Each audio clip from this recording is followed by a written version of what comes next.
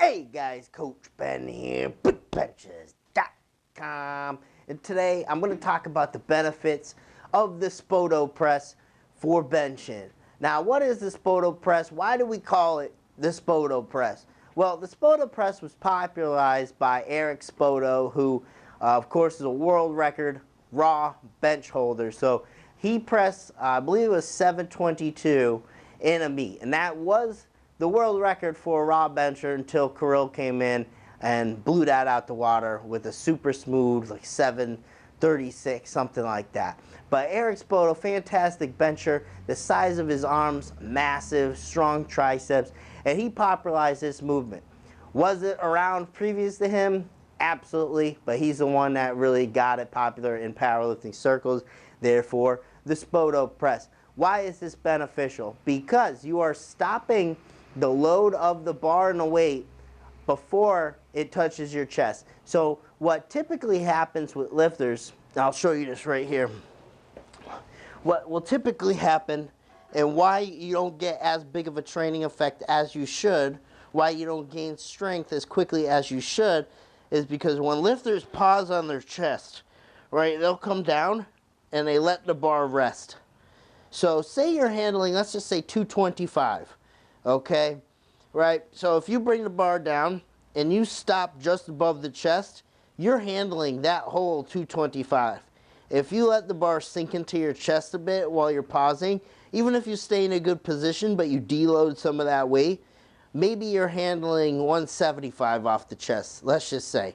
Okay, say it takes 50 pounds off the weight that is in your hands, that you're stabilizing because you're resting it on your chest here. Okay, you aren't getting a training effect with 225. You're getting a training effect with 175. Does that make sense?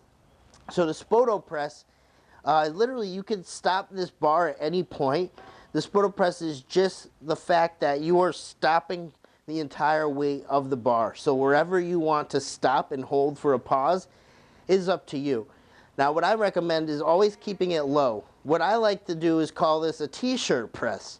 And what I mean by a t-shirt press is if you look at the very hairs, the fibers of my shirt that I'm wearing, right, I'm trying to touch those very fibers of the shirt without actually letting the bar touch my chest. Okay, so this is too much. This is just enough, just skimming the hairs of my shirt. Okay, this is not low enough.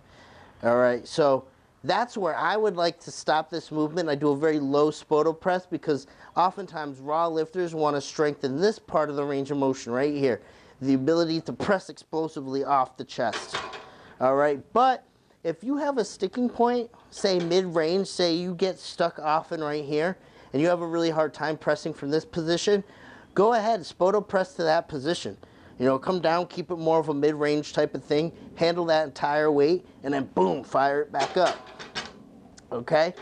So, why that's so beneficial? Again, you are handling more of the weight in your hands. You have to stabilize more of the weight. If you constantly deload your pauses into your chest and get relaxed, you aren't handling as much weight anymore. So you're not going to get as big of a training effect. Getting stronger sometimes comes down to just making the exercise more brutal, harder on you. Therefore, the weight will probably go down, but you're going to get stronger as a result because you are strengthening what needs to be strengthened. So the Spoto press, fantastic for raw benchers as well as shirted benchers. You can find a lot of value in that as well because they'll bring up your raw strength, brings up your shirt technique. So guys, Spoto press, throw it into your training. Fantastic tool. I'll use it off season after big meet comes by, goes. Use the Spoto press. Do your pause work, your extended pause work, t-shirt press, feet up, feet down. Can't go wrong. Fantastic exercise. Coach Ben here. And you know where to find me. You can meet me